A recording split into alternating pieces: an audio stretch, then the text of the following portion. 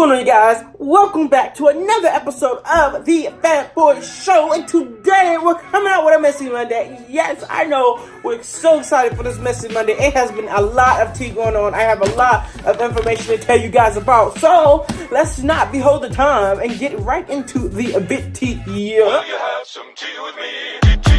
Tea with me. I say, what a spectacular looking crowd we have here tonight. Let's just dance floor. Time for tea, Brittney Jam and Company.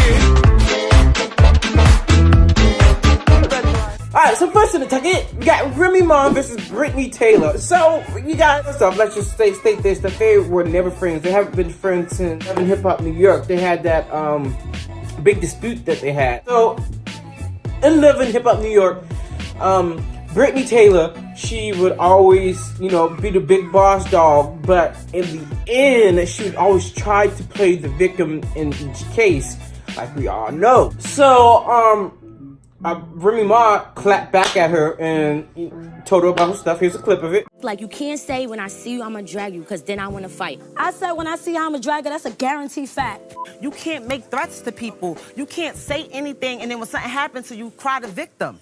What I want you to do, and this is me just being the realest that I can be to you, stop playing these social media games. People get hurt every day from playing on social media. So Remy Ma basically told her that she had to, stop acting like the victim in every situation. She's only 4'10" tall. Stop acting like the victim in all of her situations.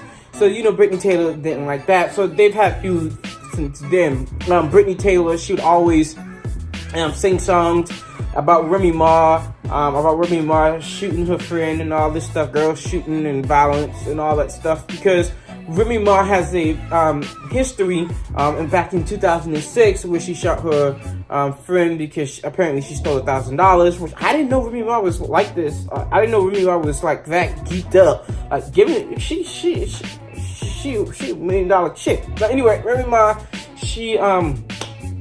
so Remy Ma basically told her friend, shot her friend because apparently her friend stole $1,000 from her. So she was, so she went to jail for a couple years. I believe it's like 6 years. And then she got out in 2014. But she's been on parole since, and she's on parole into August. Which might make you think, why would she mess up her whole entire freedom to go right back to jail? This one thing can mess it all up and make it crumble right back again. She's doing so good. So what happened was Remy Ma's stepdaughter, Regine, got attacked. So Remy Ma basically thought that Brittney Taylor had something to do with Regine getting attacked. So apparently they had a confrontation, and the confrontation escalated. I think Remy Ma was provoked to attack. I don't think she just went off and risked it all just to attack Brittney Taylor. I think something happened. Probably Brittney Taylor put her hands in Remy Ma's face or something like that, and tried to assault, or something bad had to happen. She had to bring up something really bad for Remy Ma to risk it all to hit her. Now, these are all alleged, right? So it's not like it really did happen, but it's a possibility that Remy Ma really did beat the blackness off of Brittney Taylor, which you see that photo on your screen right now, how her eye looks very bad. Which if it was me, I would have beat. If she messed with my peoples too, I would have not hurt her. So I don't think that Remy Ma, if she did do it, I don't think that she had to be provoked, because she went all these years without hurting anyone or without getting a confrontation, and now this last little bit of time, she only got a couple months left before she gets out of parole, and she basically risked it all. So Brittney Taylor ran to the police instead of taking the ass whipping like a pro. So she ran to the police, and the New York Police Department is now investigating the situation with Brittney Taylor and Remy Ma. Hopefully, Remy Ma doesn't go to jail or doesn't get more parole time. But if you ask me, somebody need to get their ass whooped again. Next case! Next up, we have Kodak Black, who is keeping himself inside the news, versus a map service. I don't know what map service, but some type of map service. So, apparently, Kodak Black, he missed one of his concerts he had, and he disappeared for a whole entire day. So, basically, So Kodak Black was trying to get from one part of the western side to another part of the eastern side of the United States. So the map service that he was using was causing him to go into Canada and then come back down to the United States. So while he was doing that, he did not have a passport on him, which I'm surprised they don't have a passport because he is a $1 million man. So anyway, Kodak Black did not have a passport. He exited outside the United States to go to Canada and came back inside the United States. Well, on his way back to the inside of the United States, he was stopped by police officers and asked for his passport. Well, he didn't have the passport. So they searched his car because they had the right, because apparently he's illegal. It's illegal for him to be in Canada. So they searched him and found drugs and weapons inside of his vehicle that he was in. So he had to go to jail. Apparently they dropped the drug charges because it's 100% legal to have drugs inside of Canada, and it's also 100% legal for you to have weapons as long as you have the appropriate documents to have those weapons. So apparently he got back free. Now, since he got back, I guess he had a mental change and he wanted to be like Dragon Ball Z. So he dyed his hair like a Super Saiyan, like you see right here. So now everybody's calling him Little Super Saiyan. I don't know what's. Well, my question is he referring to everybody that went to his concert and he didn't show up because that was his fault? So they should get their money back. So if you ask me, he needs to give them their money back. And is he suing that map service that he was using? Is it the car? Is it Google? Is it Apple? Which one is it?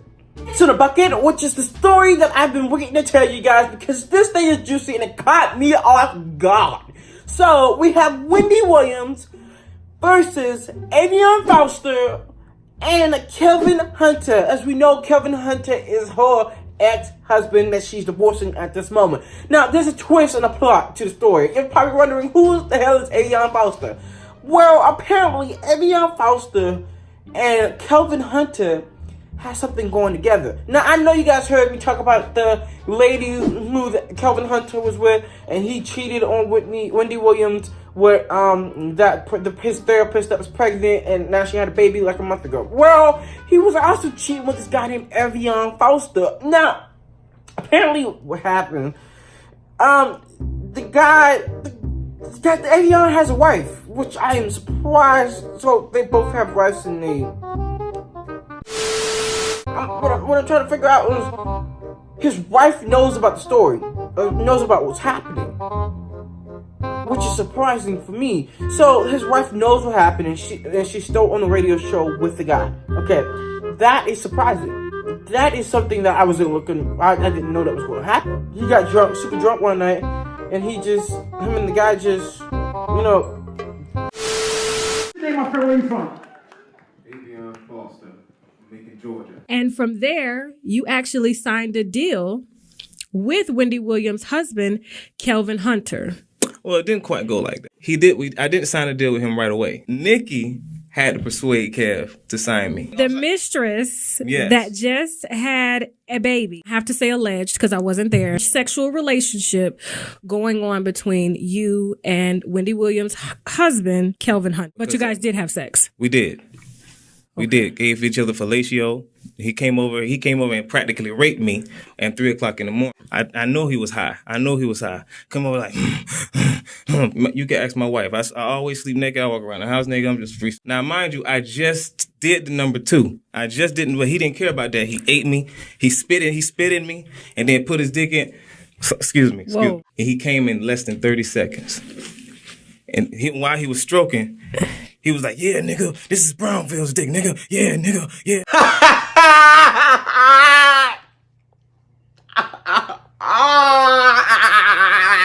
I just don't know what to think about the situation. You guys watched the radio show. His wife knew about it and all this stuff. I don't know why she just sat there and let it happen and why she's still with this guy. She probably forgive and forgot like God told you to do, but I don't know.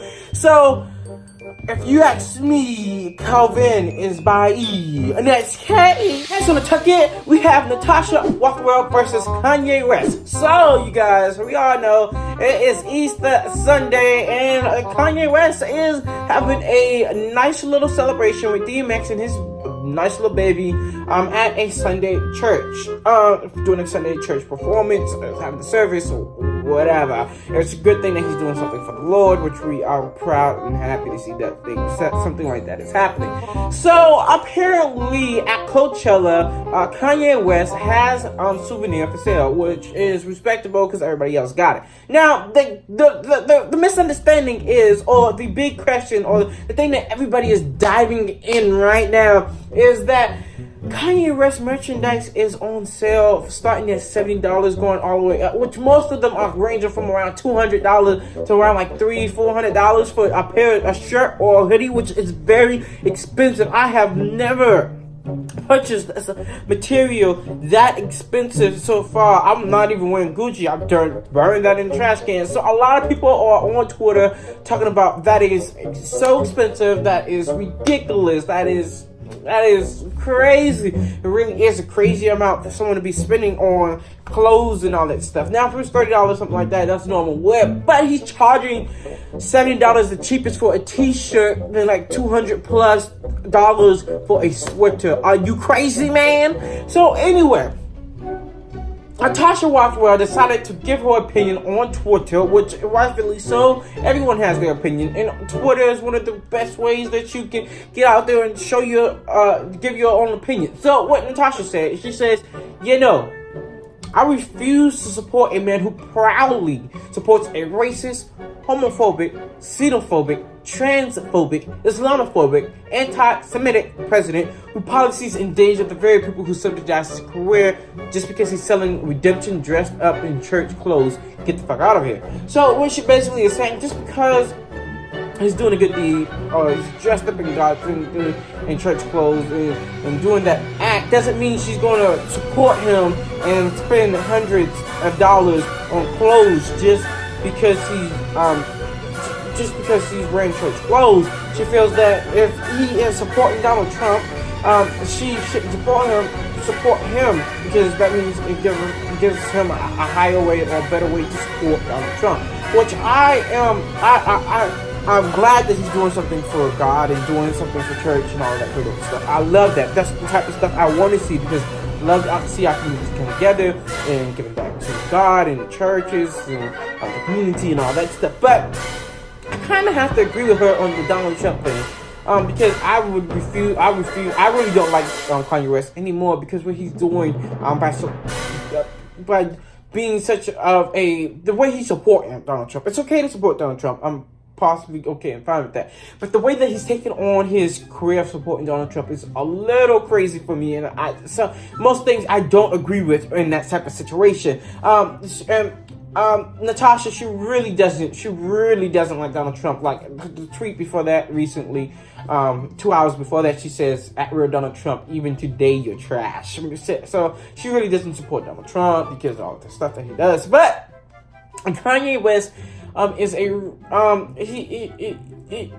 the prices on his uniform and the prices on some of the things that he have there at the store, I feel like it is extremely expensive, and that he should not have clothes that cost that much. That is a little ridiculous to the little man, because most people don't have $300 that just go out and buy a shirt. Most people would spend their money buying a $30 shirt. Now that's fine, but a $300 shirt is quite ridiculous. Kanye West, get a grip on yourself.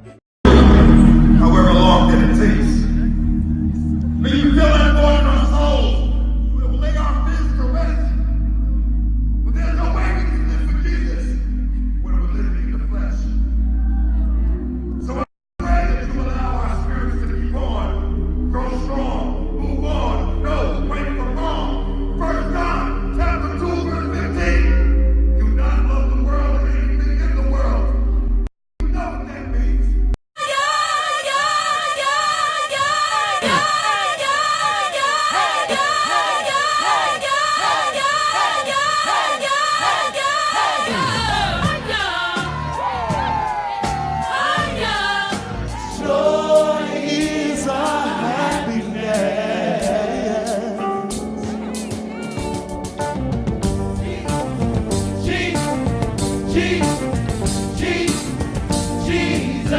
You're not Beyonce.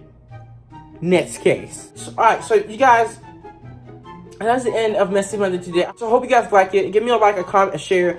Tag everybody that you know up in this thing. Tell everybody what your boy is doing. I let gotdamnzo see this goddamn thing. And let him know that your boy's trying to get out there right with him. Come on, we trying to work together. I mean, maybe I need to come on an episode of Messy Monday and we can spill out the tea. Anyway, have a good one and enjoy the cue of the music. Tell me pretty lies, look me in the face, tell me that you love me.